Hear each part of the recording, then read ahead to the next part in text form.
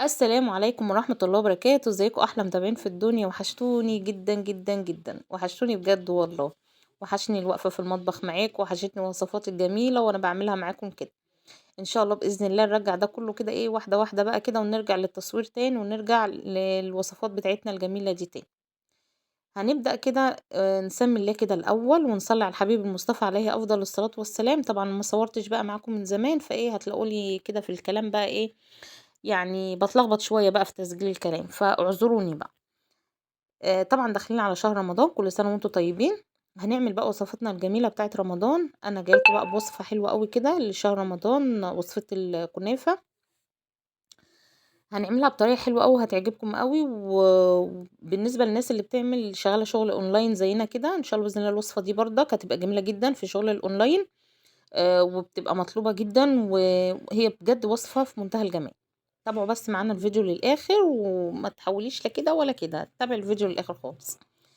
اول حاجة عملتها، انا عملت السيرب بتاع الكنافة. السيرب بتاع الكنافة التقيل بيكون كوبايتين من السكر، عليهم كوباية من المية، عليهم نص عصرة ليمونة.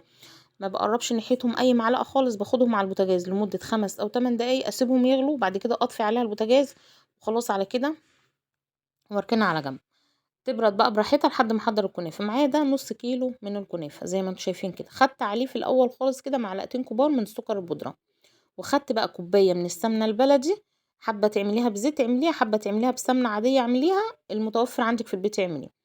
الاول كنت انا مفرزه الكنافه، طبعا زي ما انتم شفتوها في الاول كده كانت متجمده قوي، ففرفتها كده بفرزه عشان تعرفي تفرفتيها بايدك حلوه قوي كده. وبعد كده ضفت عليها معلقتين سكر وبودرة وكوباية السمنة، وكلها دخلتها في بعضها كده، خليتها كلها شربت من السمنة. وجبت الصينية بتاعتي كده، فيها كده معلقتين كده من السمنة، وضفت بقى فيها كمية الكنافة بتاعتي كلها. وهضغطها كويس اوي ضغطة حلوة اوي كده زي ما انتم ما شايفين.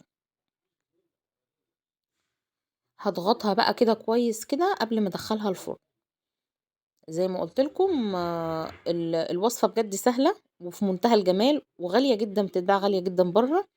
لا اعمليها بقى في بيتك لولادك والناس اللي بتعمل شغل الاونلاين، الوصفة دي جميلة جدا في الشغل.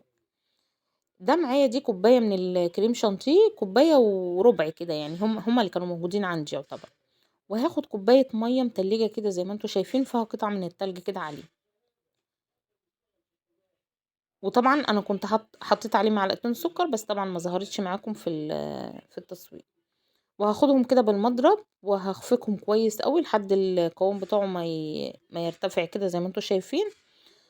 وطبعا ادي الكنافة بقى طلعتها من الفرن سخنة جدا، والشربات كان برد. هسقيها بقى بالشربات بتاعها كده اول ما تطلع وهي سخنة، وهسيبها تهدى شوية. وبعد كده بقى هجيب الكريم شانتي اللي احنا عملناه، وحطيته كله في كيس كده. طبعا انت مش عايزة تحطيه في كيس براحتك خالص، انا بس حطيته في كيس علشان يسهل عليا ان انا ايه، تبقى الطبقات كلها في سوا بعض، ما تبقاش طبقة عالية وطبقة واطية. تمام. وهبدأ بقى اوزع في الكريم كده على وش الصينية كده.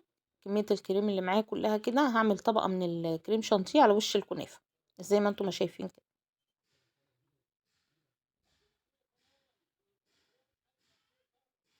ان شاء الله بإذن الله نرجع نصور مع بعض تاني، نرجع نعمل وصفات جميلة تاني مع بعض. الشغل بتاعي خدني منكم خالص، ما كنتش بجد بعرف اصور بسبب شغلي. ان شاء الله باذن الله هرجع بقى، وارجع بقى اقول لكم بقى شغل الاونلاين بقى تشتغل ازاي من بيتك. وان شاء الله باذن الله يعني ارجع لكم بوصفات حلوه كتير. ادعوا لنا بس ان شاء الله ربنا يديمها علينا، ونقدر نصور كده معاكم كل يوم فيديو، ونرجع للتصوير تاني زي زمان. ادي كده كميه الكريمه كلها فردتها كده على الصينيه. فردتها كويس قوي كده اهو زي ما انتم شايفين، وسويتها. ما بقتش بقى ولا طبقة عالية ولا طبقة واطية عن التانية، كلها في سوا واحد. بس بمسح بس البايركس بتاعتي كده بمنديل علشان يبقى شكلها حلو. ومعايا بقى كده بقى الفراولة بقى. احنا عملنا الكنافة بالمانجا، هنعملها بقى بالفراولة بقى، وهتشوفوا بقى احلى كنافة بالفراولة. معايا ده نص كيلو كده من الفراولة زي ما انتم شايفين، هاخدها كده وهقطعها مكعبات. وطبعا الفراولة دلوقتي مالية الدنيا، الحقي بقى خزني بقى منها شوية، وعشان ايه طبعا هتنفعك بقى في رمضان، وان شاء الله باذن الله هتبقى موجودة في شهر رمضان. رمضان داخل علينا، معانا فواكه كتيرة جدا في رمضان، هنستغلها بقى في شغل الحلويات. وهنعمل حلويات كتيرة جدا مشكلة ان شاء الله باذن الله. تابعوا بس القناة معانا، وشجعونا كده بكومنت كده، وشجعوا بقى وارفعوا الفيديو كده بلايك كده، علشان يوصل لأكبر عدد ممكن، علشان ان شاء الله باذن الله بقى ايه كده الواحد بقى ايه يبقى عنده حماس كده ويصور لكم كل يوم فيديو. تمام. هقطع بقى الفراوله بتاعتي مكعبات كده زي ما انتم ما شايفين. عايز تقطعيها طرنشات قطعيها، عايز تقطعيها مكعبات قطعيها براحتك خالص. انا حبيت ان انا اقطعها مكعبات كده. وهجيب بقى الكنافه بتاعتي، طبعا حطيتها في التلاجة شويه الكريمه بس تتشمع كده بس من فوق شويه. وجبت بقى الفراوله كده هفردها بقى على وش الكريمه كلها. دي كده الطبقه الثالثه في الكنافه بتاعتنا.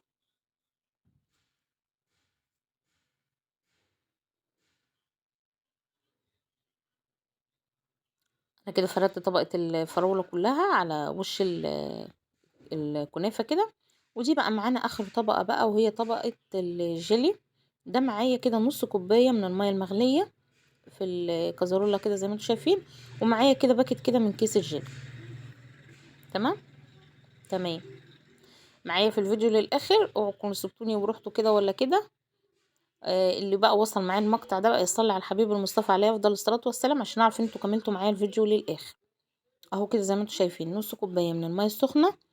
وهدوب بقى فيها كيس الجيلي كده. هدوبه كويس قوي.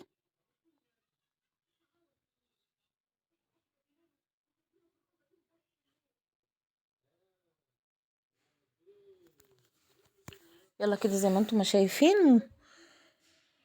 هندوبها بس كويس قوي لان طبعا الجيلو بيبقى فيه تكتلات كده من السكر كده فلازم تدوبيه كويس. وبعد كده بقى هنزل بقى يعني بحوالي نص كوبايه تاني ميه متلجه. اللي سامع خبط يا جماعه معلش احنا بنوضب فوق فاللي سامع خبط معلش بقى ايه على الازعاج ده. اهو زي ما انتم شايفين كده. ومعايا بقى جبت الكنافه بتاعتي. وهاخد بقى بالمعلقه كده وهسقي بقى كده ايه احط الطبقه الاخيره كده بالراحه خالص بالمعلقه كده من على الوش. هضيف بقى الطبقة كده معلقة معلقة كده من على الوش كده لحد ما اغطي صينية الكنافة بتاعتي كلها بالجيلي.